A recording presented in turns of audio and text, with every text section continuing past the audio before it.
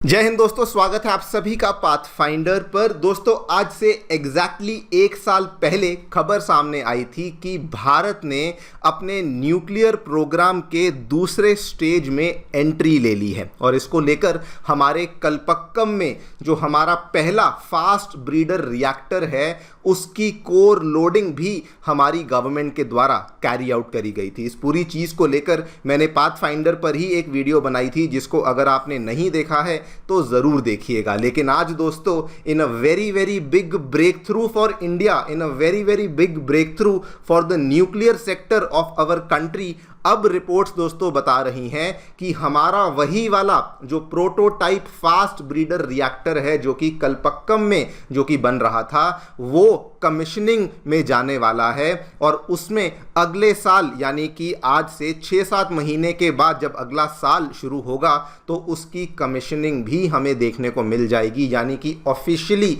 हम लोग हमारे फास्ट ब्रीडर रिएक्टर को अब दोस्तों तैयार कर लेंगे। आप लोग यहाँ पे देख सकते हैं जगह जगह पे इसकी कवरेज यहाँ पे करी गई है। जो टाइमलाइन है उसमें थोड़ी बहुत डिफरेंसेस देखने को मिल रहे हैं, लेकिन एक बात बिल्कुल तय है कि अगले साल हमारा फास्ट ब्रीडर रिएक्टर दोस्तों बनकर तैयार हो जाएगा। यानी कि एक ऐसा रिएक्टर बनकर तैयार हो जाएगा जिसमें सबसे पहले तो इंडिया जितना फ्यूल यूज़ करेगा उससे ज़्यादा फ्यूल को प्रोड्यूस करेंगे एंड नंबर 2 हम लोग एक ऐसे रिएक्टर को तैयार कर लेंगे जिसके माध्यम से हम लोग हमारे थोरियम रिजर्व्स का भी इस्तेमाल करना भारत में शुरू कर पाएंगे। इसी पूरी चीज़ के बारे में चर्चा करने वाला हूं कि क्या एग्जैक्टली हमें यहाँ पे देखने को मिला है, क्या होता है ये फास्ट ब्रीडर रिएक्टर, क्या होती है nuclear stage 2 of India's nuclear programme और इसके क्या क्या फ़ायदे हमें होने वाले हैं। और इसमें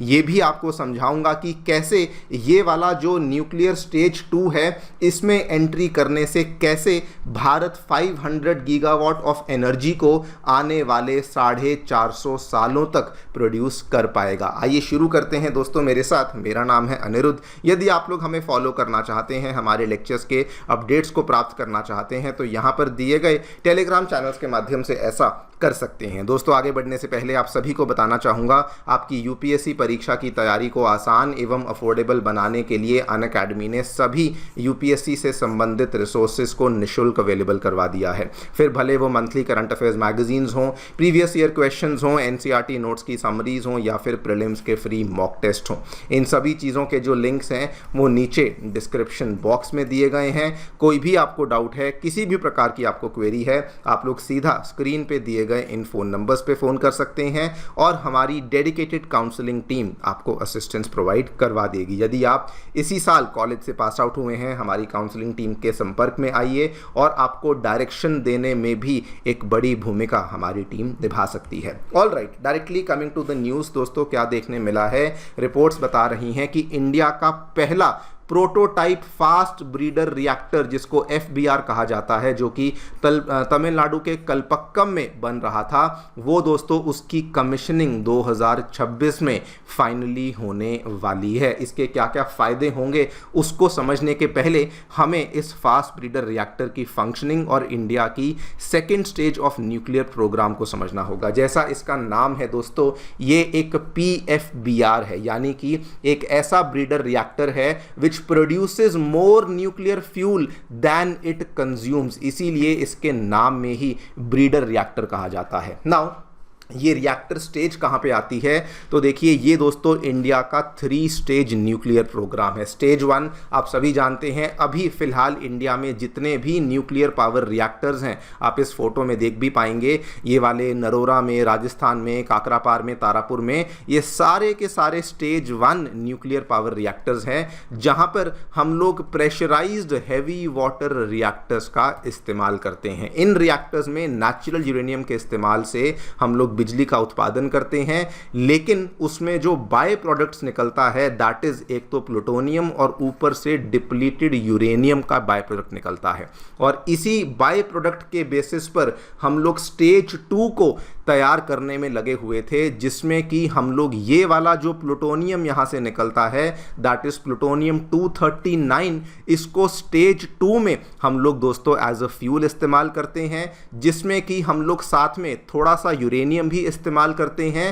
एंड जिसके साथ में हम लोग थोरियम का भी इस्तेमाल करने लग जाते हैं। और ये स्टेज 2 अपने आप में शायद उतनी इंपॉर्टेंट नहीं है, लेकिन स्टेज 2 के बाद जो नेक्स्ट स्टेज आती है दैट इज स्टेज 3, क्योंकि स्टेज 2 का जो बाय प्रोडक्ट होता है दैट इज यूरेनियम 233, जिसमें कि जब आप थोरियम को ऐड करते हैं तो एक ऐसी रिएक्शन बन जाती है जो कि सेल्फ सस्टेनिंग रिएक्शन बन जाती है और आप ऑलमोस्ट लिमिटलेस एनर्जी को प्रोड्यूस करने की क्षमता बेसिकली रख पाते हैं। आपके लिए मैंने सारा का सारा यहाँ पे लिखा हुआ है कि स्टेज 2 में इंडिया प्लूटोनियम 239 का इस्तेमाल करेगी अलॉन्ग विद यूरेनियम, और थोड़ा सा इसमें थोरियम डाला जाएगा, जिसके माध्यम से हम लोग अल्टीमेटली स्टेज 3 की तरफ बढ़ना शुरू कर जाएंगे, जो कि एक सेल्फ सस्टेनिंग स्टेज है और वहां पर आपके पास लिमिटलेस न्यूक्लियर एनर्जी का उत्पादन होना शुरू हो जाता है। और ये भारत के लिए बहुत सिग्निफिकेंट बन जाता है, बिकॉज दोस्तों स्टेज 1 के केस में तो हम लोग डिपेंडेंट थे, यूरेनियम हमें बाहर से लेना पड़ता था, कभी कभी दूसरे देश हमें देने से इनकार भी कर देते थे, लेकिन once we enter the stage 2 दोस्तों हम लोग थोरियम के ऊपर डिपेंडेंट हैं। और थोरियम, थैंक गॉड इंडिया के पास इतना थोरियम अवेलेबल है कि हमारे पास दोस्तों दुनिया में सबसे ज़्यादा रिजर्व्स देखने को मिलते हैं, 9 लाख टन से भी ज़्यादा का थोरियम देखने को मिलता है, जिसमें मैं स्टेट वाइज बात करूं, आंध्र प्रदेश, तमिलनाडु, केरला, ओडिशा, वेस्ट बंगाल, इन सभी स्टेट्स में हमें स्पेशली इनके कोस्टल एरियाज़ में भारी भरकम मात्रा में थोरियम के भंडार देखने को मिलते हैं। और इसीलिए इस स्टेज 2 की जो एंट्री हमने कर ली है, ये इंडिया के लिए एक लैंडमार्क और एक माइलस्टोन माना जाता है, बिकॉज इसके बाद दोस्तों हम डायरेक्टली स्टेज 3 की तरफ बढ़ पाएंगे। और अभी